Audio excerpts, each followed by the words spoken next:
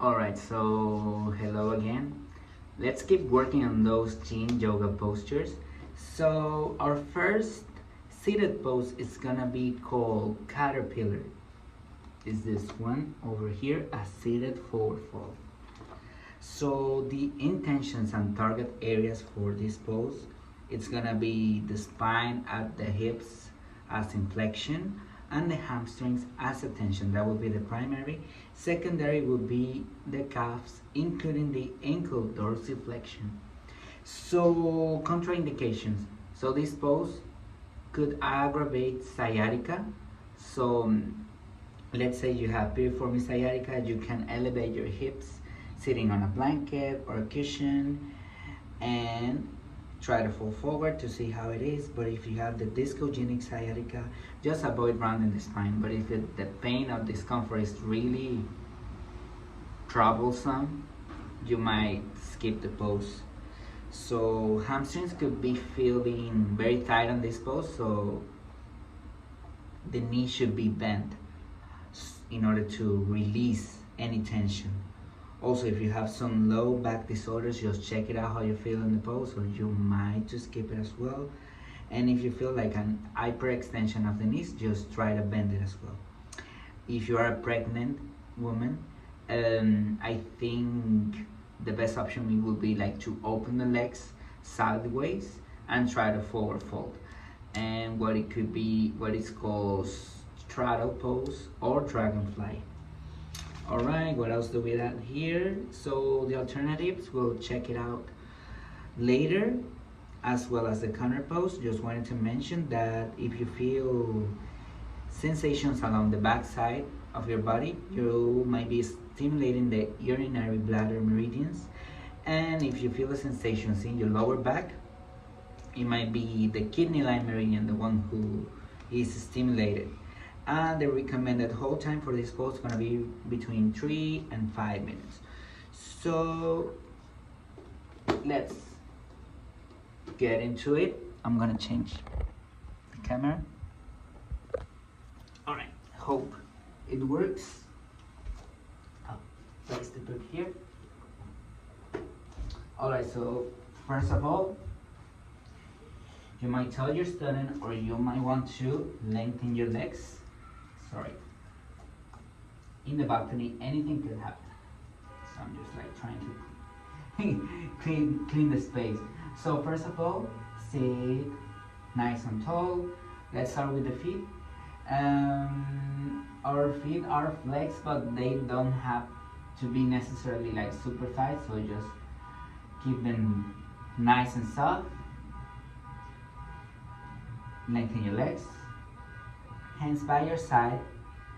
You might press it a little bit just to lengthen your back. And from here, take a deep breath. Bring your arms extended to the sides, parallel.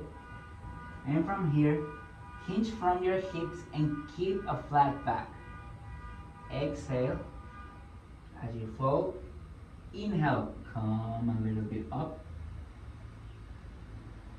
Exhale, fold forward a little bit more. Trying to keep that flat back. Inhale. And exhale, forward fold. If your back is a little bit rounded, you can do one more breathe in and then completely exhale. So as you might see, I definitely need some props in this pose. So I might start by bending my knees. I might use like a pillow or a bolster under my knees, and relax here. My hands could be at the side of my knees.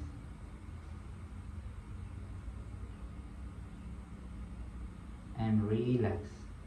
I might be using some blocks as well, so I'll place these blocks over my thighs.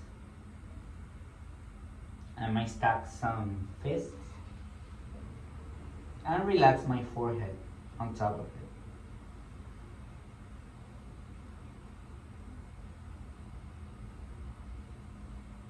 So there are different versions here.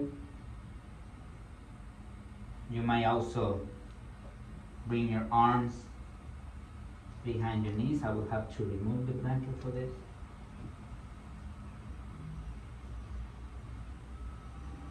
And relaxing that forward fold.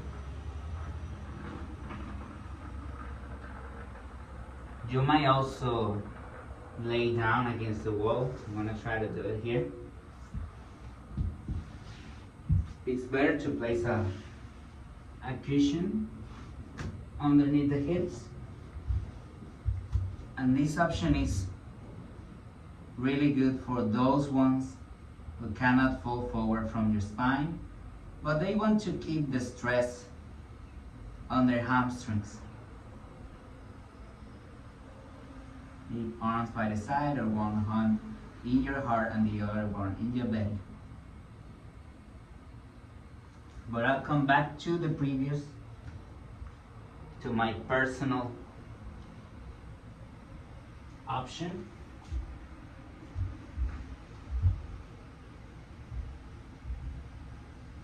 So I will place the blanket underneath the blocks on top of my legs.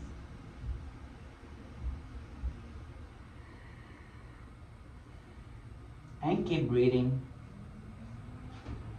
Keep that attention on your breath and that ocean breath. And trying to let go every time a little bit more. You might stack your blocks as you can. And remember to find that sweet discomfort. Play with your edge. And if there's any tension inside your body, just breathe to it. And on your exhalation, just let it relax.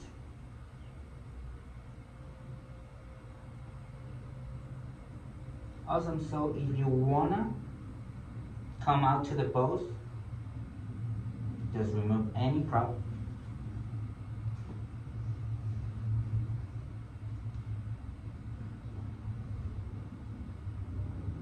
Bring your hands to the sides of your hips and slowly roll your spine up. Your head is the last thing to come. Extend your arms over your head. Look between your hands. And exhale, palms to chest. So, as a counter pose, we might sit in cross-leg position or crisscross applesauce and do some spinal twists. Left hand on your right knee, right hand behind you. And stay here for a couple breaths. Then on the side, right hand on left knee, left hand behind you. You might do some cat breath, rounding your spine, and stay here for a couple breaths. Or just come to all fours, tabletop position, and stay in your cat pose. Or doing a little bit of cat-cow flow.